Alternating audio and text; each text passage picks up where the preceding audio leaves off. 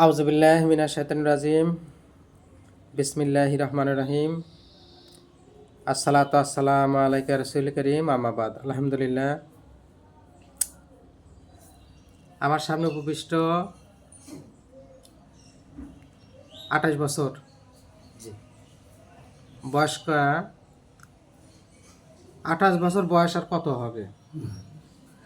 বয়স তো বেশি না, কিন্তু এই অ্যাজমার সমস্যাই আপনাকে ধীরে ধীরে ধীরে ধীরে শেষ করে দিচ্ছে, তাই না? অ্যাজমা 2 বছর ধরে অ্যাজমা। 2 বছর হলো। আমার এই রুগী 2 বছর ধরে অ্যাজমা, এলোপ্যাথি হোমিওপ্যাথি ওষুধ খাচ্ছেন, তাই না? হোমিও ওষুধও খাচ্ছেন, এখন পর্যন্ত আপনি খাচ্ছেন হোমিও ওষুধ। কিন্তু আপনার বক্তব্য হলো যে ওষুধ খাচ্ছি, ভালো থাকছি, ওষুধ যদি 4-5 দিন বন্ধ রাখি তাহলে আবার বৃদ্ধি পাচ্ছে। তাতে 2 বছর ধরে এভাবে ওষুধ খাচ্ছেন, কোনো ফল পাচ্ছে না, আশারও কোনো ফল পাওয়া যাচ্ছে না। প্রিয় ফেসবুক বন্ধুরা যারা আছেন, আমি আপনাদের একটা জিনিস দেখাতে চাচ্ছি। আচ্ছা, আপনি যে হোমিও ডাক্তারের কাছে গেছিলেন, এই ডাক্তার কি কোনো আমি যে আপনার কাছে এত কিছু জিজ্ঞেস করলাম, এভাবে কি জিজ্ঞেস করে উনি ওষুধ দেয়? দেয় না? কি করে তাইলে? আপনি বলছে যে কি রোগ, আমি বলছি আমার অ্যাজমা, বাট এতটুক শুনেই সে ওষুধ নিয়ে এসে ওষুধ দিয়ে দিল। বলছে আর কিছু শোনা লাগবে না, আমি বুঝছি আপনার কি ওষুধ দিতে হবে। ও, মানে আপনি গেছেন যা বলছেন যে আমার অ্যাজমা হয়েছে, শুধু এই অ্যাজমার উপরে উনি ওষুধ দেয়, আর কিছু শোনে না? না, উনি বুঝে ফেলাইছে যে কি অসুখ, উনি বুঝে ফেলাইছে যে আপনার কি ওষুধ হয়েছে আর আপনার ওষুধ দিয়ে দেয়, কি ওষুধ দিতে হবে। সো বন্ধুরা দেখেন, আমাদের পার্শ্ববর্তী এলাকার ডাক্তার, আমি নাম বলবো না, নাম বলা ঠিক না, উনি একজন হোমিও ডাক্তার। আমি জানি যে উনি বিশাল একজন নাম করা ডাক্তার, বিশাল, যা প্রতিদিন 400-500 করে রোগী দেখে। তো দেখেন ওষুধ দিছে কি একটা অ্যাজমার জন্য, এই রুগীর একটা অ্যাজমা ওষুধের জন্য দেখেন তুলসী, এটা কি হিদ্রা, তারপরে দিছে হলো আপনার অ্যাজমালিন ড্রপ, তারপরে এটা কি অ্যাজমারাইম একটা ড্রপ, তারপরে দেখেন এই যে একটা পাউডার ওষুধ, এটা একটা পাউডার ওষুধ, এটা একটা বিষ। এই বিষগুলা আমার রুগীদেরকে সুন্দরভাবে খাওয়ায়, যা জীবন তরে ভালো তো হবেই না, আরো ফুসফুসটাকে নষ্ট করে দিবে। তারপরে দেখেন আর একটা ড্রপ দিছে, সেটা হলো কি আপনার অ্যান্টিমটার্ট ড্রপ, এটা এই যে বক্সের। এই হলো আমার এই ভাইয়ের, মাসুদ রানা ভাই, এই ভাইয়ের হলো অ্যাজমার ওষুধ।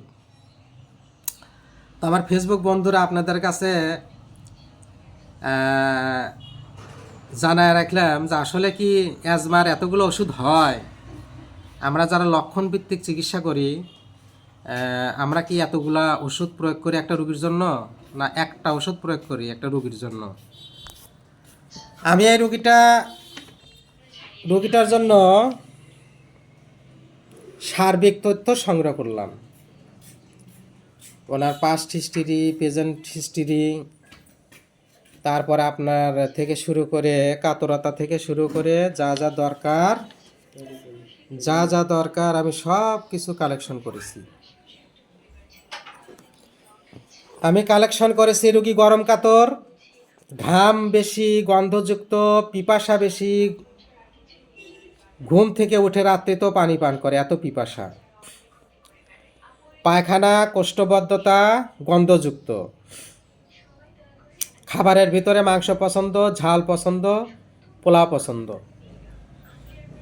ওনার দই মিষ্টি খাইলে শ্বাসকষ্ট বাড়ে, ঘোরাফেরা পছন্দ করে, রাগ কম, কুকুরের ভয়, আর স্বপ্ন পেয়েছিলাম, মৃত ব্যক্তির স্বপ্ন দেখে আর কুকুরের স্বপ্ন দেখে, যে কুকুর ওনাকে তাড়াইতেছে। কুকুরের স্বপ্ন দেখে, কুকুরের ভয় করে, আর মুখের ভিতরে রাত্রিতে থুতু জমা থাকে, সেটা বারবার নিক্ষেপ করে, আর মুখ দিয়ে একটা বাজে দুর্গন্ধ বের হয়। এমন আর জিভটা দেখছিলাম, জিভটা দেখি একটু আরেকটাবার একটু দেখা, জিভটা থল থলে, থল থলে জিভ, কিন্তু জিভে কি আছে, জিভটা ভেজা।